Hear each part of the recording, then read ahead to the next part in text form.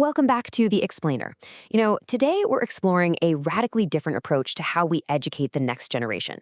If you've ever felt that traditional schooling relies, well, a bit too heavily on rote memorization, where students kind of just sit, listen, and stare at the clock until the bell rings, you are going to find today's topic absolutely fascinating. We're unpacking the educational philosophy of KAEC Nigerian schools. This is an institution that has completely rethought what it means to be a student.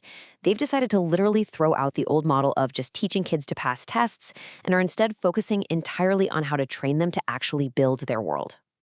Okay, let's dive into this. The entire KAEC philosophy is anchored by this really powerful idea. The world no longer rewards those who wait. It rewards those who build. And honestly, this hits the nail right on the head regarding a massive, fundamental problem in traditional education.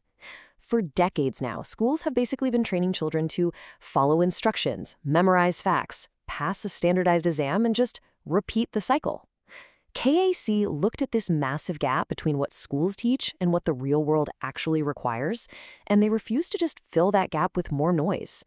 They recognized that waiting for instructions, that's an obsolete skill. Section 1. Passengers versus builders. Shifting the educational paradigm. So to actually fix this, KEC initiated a complete shift in how they view a student's true potential and their very identity in the classroom. Notice the stark contrast here. On one side, we have the passengers. This is what happens when students are just along for the ride, right? They wait, they follow, they memorize, they repeat.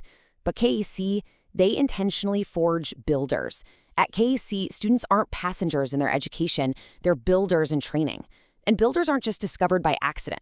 They're intentionally forged through challenge, discipline, creativity, and this deep-seated belief that every single child has the natural capacity to build something meaningful. So what does a builder actually look like in practice? Like, how do you turn that raw natural capacity into meaningful action?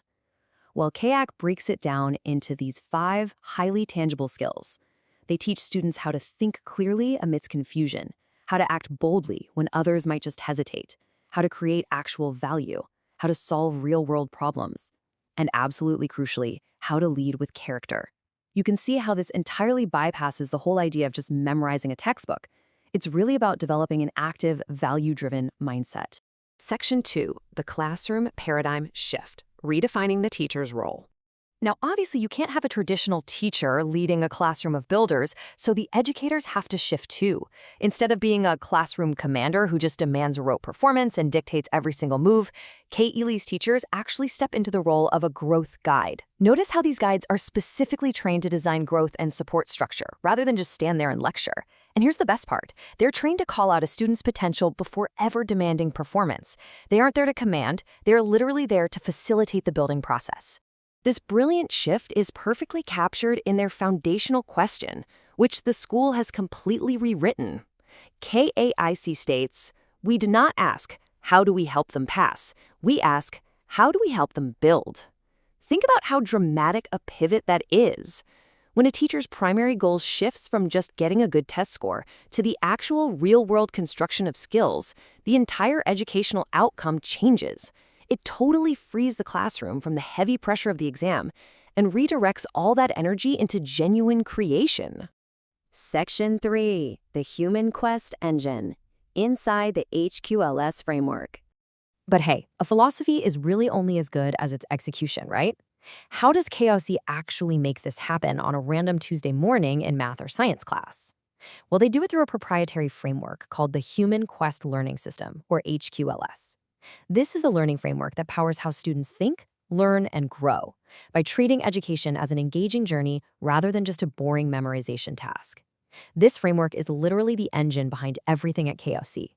It powers their everyday lessons, their group projects, their skills academy, and their purpose labs, the whole shebang. Let's see how this builds into an incredibly engaging dynamic for the students. HQLS takes abstract pedagogy and turns it into a high-stakes narrative journey. Look at how the narrative identities completely shift here. The learner is no longer just a student. They actually take on the role of the hero. The teacher, as we discussed, acts as the guide. And here is the absolute best part. The problem, the math equation, the scientific hurdle, the historical puzzle, is framed as the villain. Suddenly, education isn't a chore anymore. It's an epic quest. The hero has to defeat the villain, and the guide is right there to help them figure out how. So, how does the hero actually defeat the villain? It happens through a very specific pipeline that absolutely demands active participation. Step 1, the students must first struggle with meaningful problems. They aren't handed the answer right away. Step 2, they explore ideas on their own or with their peers. Step 3, they test their thinking, seeing what works and, importantly, what fails. And only then, at step 4, do they receive clarity from the guide. It completely flips the script. Actually, it redefines learning altogether. Clarity must be earned through struggle, not just handed out on a chalkboard before the lesson even begins. Allowing students to battle the villain themselves before stepping in has massive psychological and academic payoffs. It builds incredible confidence because the student knows for sure that they conquered the problem themselves. It fosters creativity because they had to actively explore various ideas to find the solution. And it ensures deep understanding, rather than just that superficial memorization that, let's be honest, they'll just forget a week after the test anyway. Section 4, Constructing the Future. Why this methodology matters.